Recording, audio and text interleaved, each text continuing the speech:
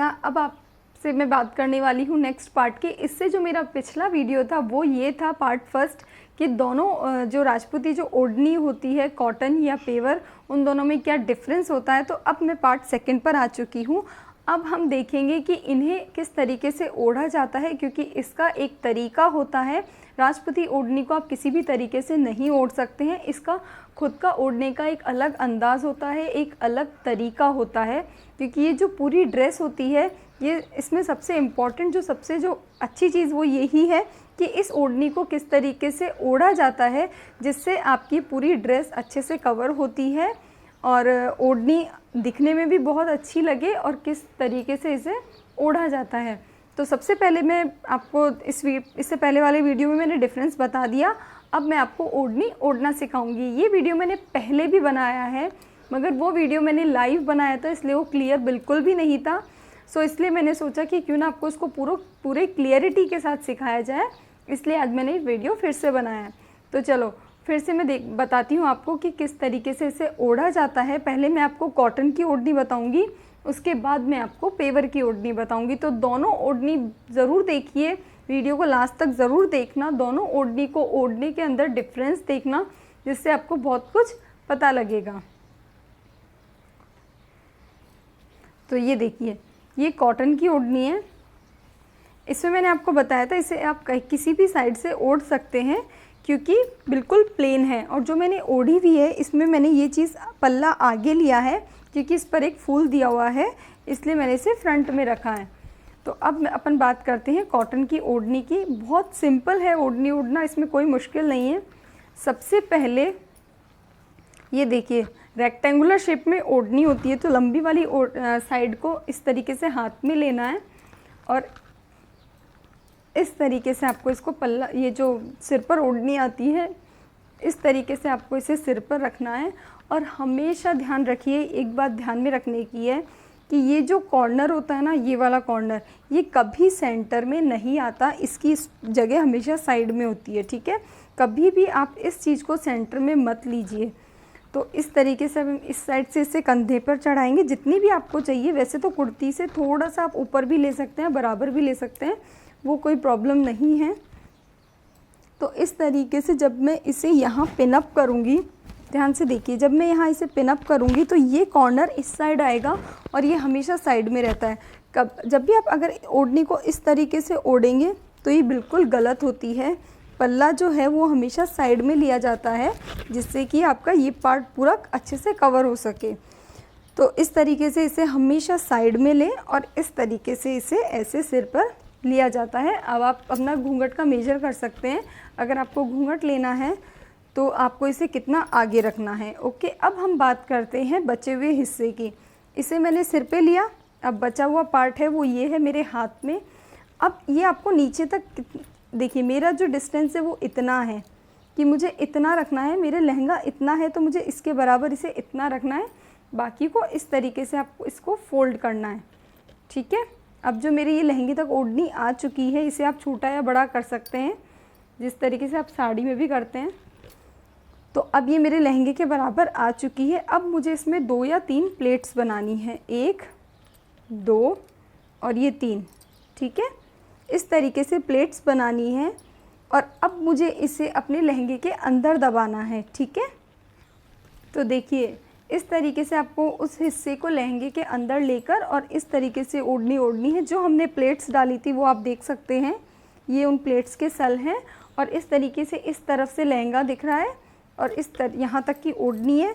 ध्यान में रखने की जो बात मैंने आपको बताई थी वो ये थी कि ये कॉर्नर हमेशा साइड में रहेगा, कभी इसे सेंटर में मत लेना। और राजपूती ओढ़नी के ऊपर आप हर कोई पिन नहीं लगा सकते हैं, कभी सेफ्टी पिन नहीं लगा सकते हैं। राजपूती ओढ़नी के लिए जो पिन आती है वो हमेशा ये वाली आती है। इसे हमें इस तरीके से हल्का सा ऐसे करना है और पल्ले को हमेशा इस तरीके से पिन अप करना है।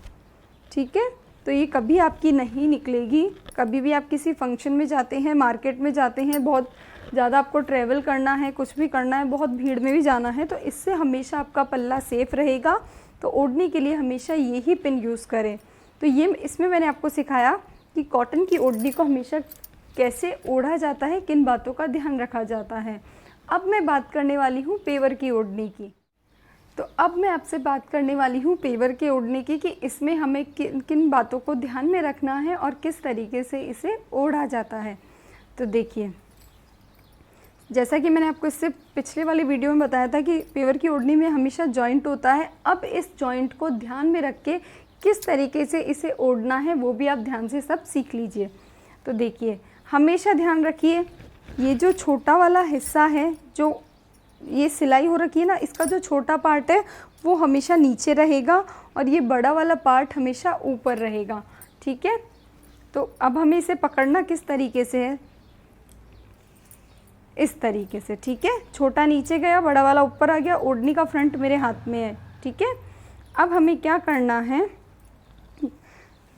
इस पार्ट तक पहुंच जाओ। ठीक है, इस तरीके से मैंने इसे पकड़ा, ये इस तरीके से आपको लेना है।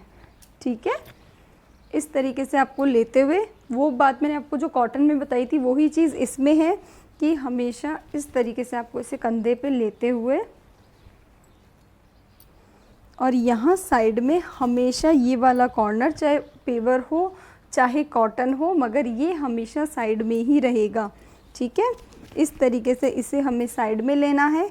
सामने की जो लेंथ होती है वो या तो कुर्ती के बराबर ले सकते हैं, कुर्ती से हल्का सा ऊपर नीचे भी चलेगा, इसमें कोई इतनी प्रॉब्लम वाली बात नहीं है। ठीक है, इस तरीके से हमें इसे लेना है। अब जो मैंने आपको पिछले वीडियो में बताया था कि ये हमेशा इतना क्यों छोड़ा जाता है, जब हम इसके ये लगाते हैं, ये वाली जो लेस होती है इसे इसलिए छोड़ा जाता है क्योंकि जब हम ओढ़नी को लहंगे के अंदर दबाएंगे तो ये जो चीज़ होती है वो उससे या तो मतलब ये नहीं तो बहुत इरिटेशन, खुजली या कुछ भी हो, वो चीज़ नहीं हो, इसलिए हमेशा इसे इतना छोड़ा जाता है। या फिर ये भी कह सकते हैं कि अगर आप इतना पार्ट लगाते हैं तो वो यूज़लेस होगा, तो इसे यहाँ तक ही लगाना चाहिए। ठीक है, तो अब उसे कॉटन की ओढ़नी की तरीके से ही देखिए, ये मेरी बिल्कुल लहंगे के बराबर हो चुकी है, मैंने इसे इतना फोल्ड कर लिया। उसके बाद हमें वही 2 या 3 प्लेट्स लेनी है। अब मेरे इस ओढ़नी में यहाँ पर डिज़ाइन है और मुझे ये डिज़ाइन फ्रंट में रखनी है, तो अब आप पटली को सिर्फ एक इस तरीके से लेना है, इस तरीके से। ठीक है, जिससे कि फ्रंट में मेरी ये डिज़ाइन भी रहे और मेरी पटली भी अच्छे से बन जाए। तो अब इस तरीके से मुझे इसे दबाइए, इस तरीके से। अब ये मेरी जो डिज़ाइन है वो फ्रंट में भी है और मेरे बिल्कुल लहंगे के बराबर ओढ़नी है। घूंघट आप इजीली भी निकाल सकते हैं, ये देखिए, जितना भी घूंघट आप चाहें आराम से आप इस घूंघट को निकाल सकते हैं। और अब वही चीज़, पिन हमेशा आपको यही यूज़ करनी है, खासकर पेवर के लिए तो हमेशा यही पिन यूज़ करनी है। इससे आपकी ओढ़नी ना फटती है, ना ओढ़नी में कोई छेद होता है, जो कि हमें उससे जो दूसरी सेफ्टी पिन होती है उसमें यही डर होता है। तो हमेशा पिन आपको हमेशा यही यूज़ करनी है, इस तरीके से इसे खोल के, और हमें यहाँ इस ओढ़नी को पिन अप करना है, बस ये ध्यान में रखना है। ये देखिए, ठीक है, पल्ले का जो कॉर्नर है वो साइड में, सामने से लेंथ इतनी, और इस तरीके से पटली ओढ़नी में डिज़ाइन हो तो वो हमेशा फ्रंट में शो होएगी। तो ये थी कॉटन और जो पेवर की जो ओढ़नी होती है उसमें डिफरेंस ओढ़ने का। अब आप देखिए, जो आपकी सिलाई है ना, मैंने कहा था ना छोटी सिलाई हमेशा नीचे रहती है, तो आप देख सकते हैं छोटी जो सिलाई है वो नीचे है और जो बड़ी वो सिलाई है वो ऊपर है। ठीक है, तो ये है जानने वाली बात। तो आज के इस वीडियो में मैंने आपको बताया कि कॉटन की ओढ़नी और पेवर की ओढ़नी के लिए किन बातों को ध्यान में रखा जाता है, किस तरीके से इन्हें ओढ़ा जाता है।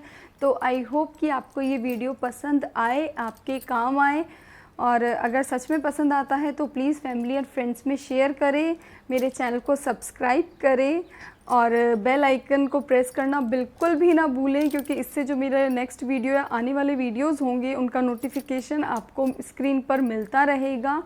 सो please subscribe my channel and press the bell icon. खमा गनीसा।